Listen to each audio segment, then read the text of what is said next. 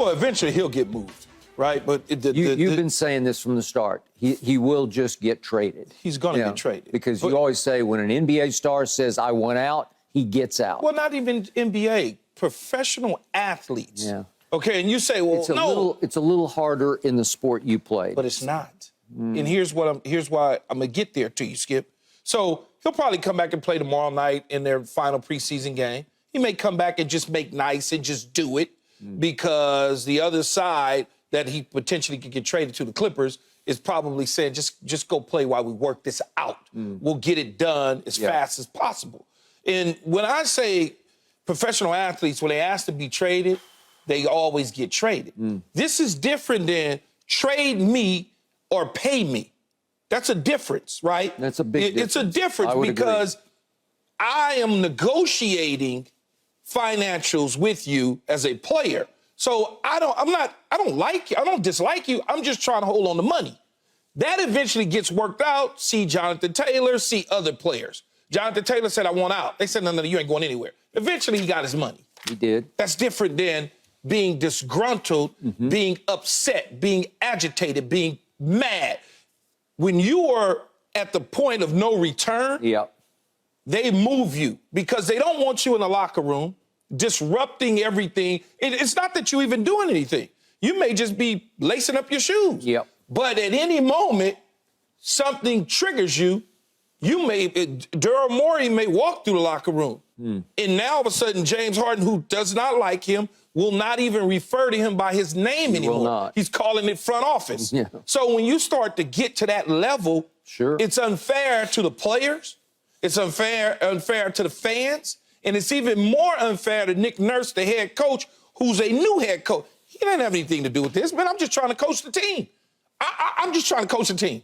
I just want to do my job. I liked what he said. If he's here, we go. If he's not here, we go. Yeah, but you have now inserted him in the middle of this mess by holding on to James Harden. So Daryl Morey at some point in time has to get out of his mind, I'm doing the best job for the Philadelphia 76ers in trying to get the most value back for him as possible. At some point in time, he's got to let the ego part of it go and be able to say, you know what? I owe this to the fan base. I owe this to the players and Joel Embiid. They don't need to be answering questions every single day about where James is. What is James going to do?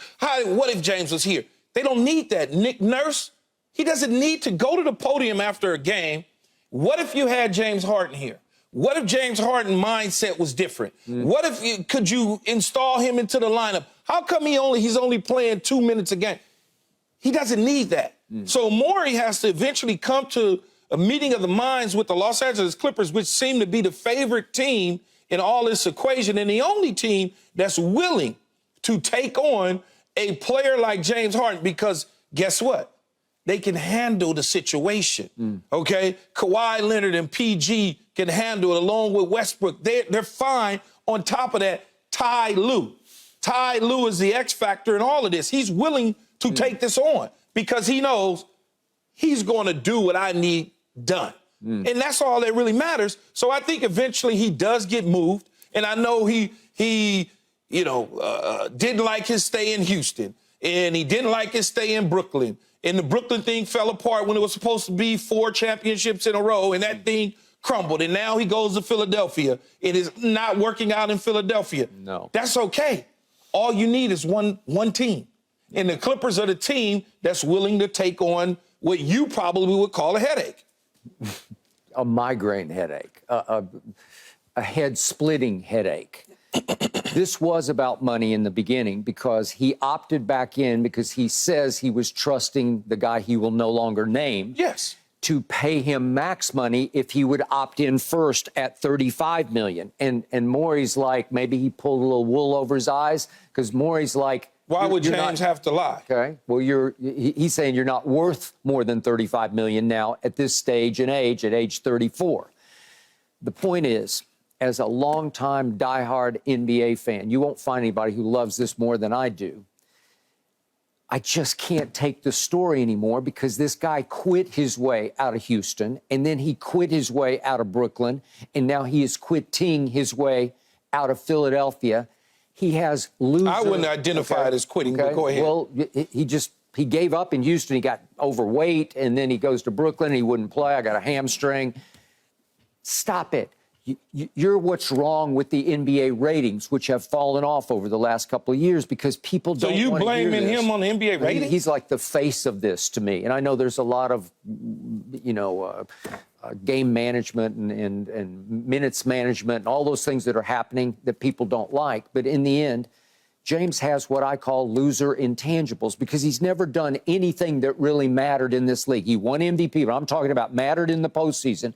He is never there. He did have the really Warriors down. If CP3 stays healthy, they probably win that series. Then he goes up there, and if he's that guy, go look at the numbers and what happened in Game 7. And last year, he had 2 flurries where he flashed his all-time greatness against Boston. And he scored 45 in Game 1 at Boston. Then he scored 42, and the series is tied 2-2, and they get up 3-2.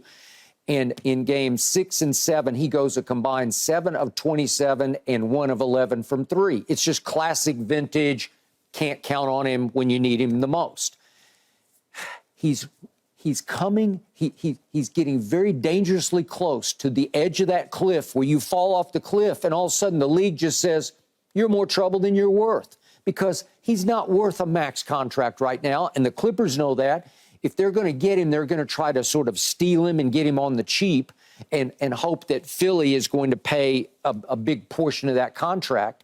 So to me, I have no idea why Ty Lue would want this headache. Because he can play. Okay, well, regardless of what you think about his ability, he can still play basketball when he's motivated. And Ty Lue can get him motivated. I mentioned to you with PG and Kawhi, along with Westbrook, can get him motivated. Skip. Listen, if you have Russ and James Harden in the same backcourt, which they once shared back in their baby days in Oklahoma City, but if you have them in the same backcourt at this stage and age, Ty Lue will need another one of those sabbaticals he once took at midseason. Well, I think Ty Lue knows what he wants. That's why they're trying to get him. And on top of that, Jerry West is still somewhere hovering in the building. He's not the general manager, but he is certainly an influence on what they do. So do you trust somebody like that?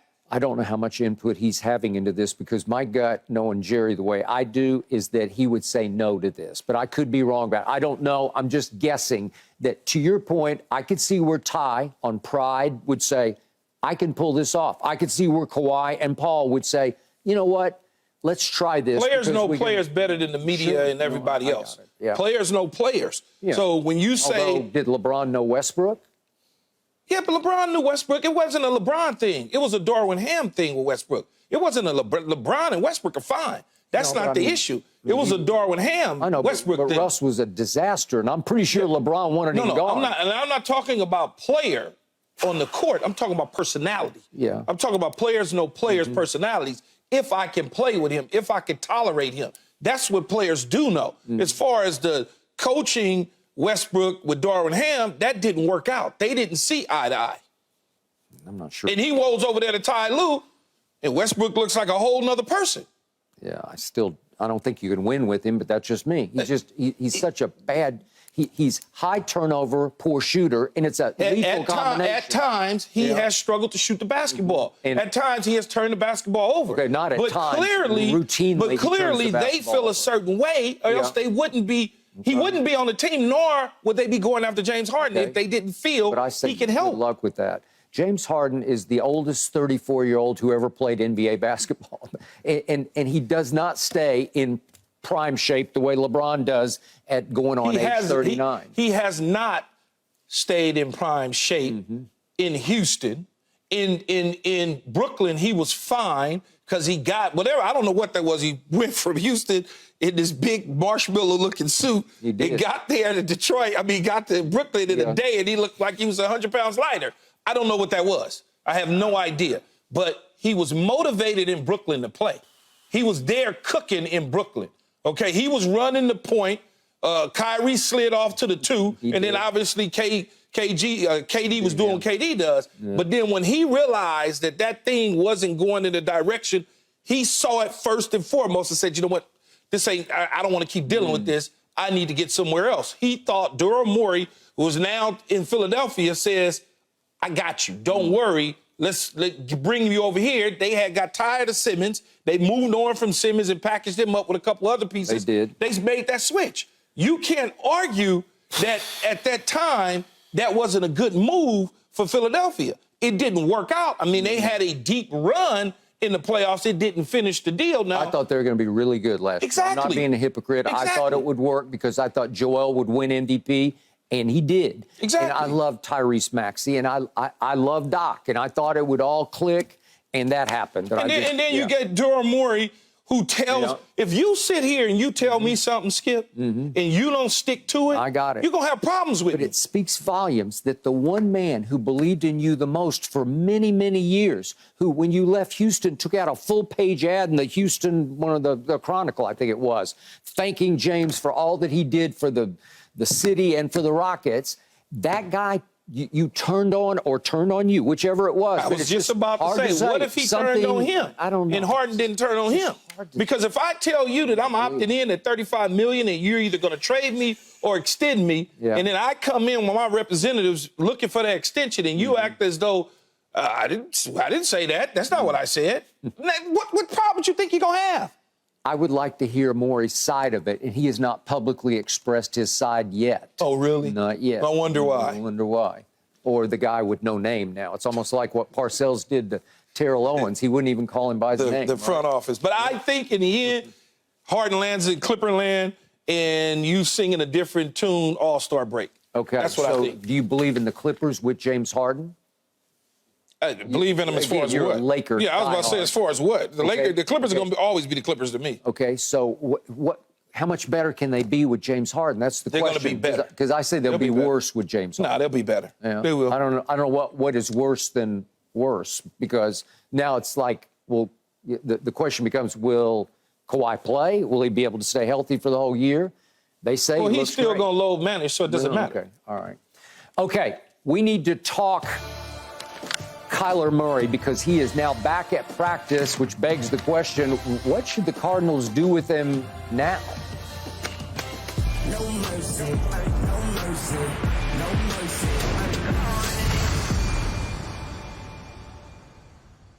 Thanks for watching, Undisputed fans. Do you want more highlights from the show? Make sure to click that subscribe button for all the exclusive content from Undisputed.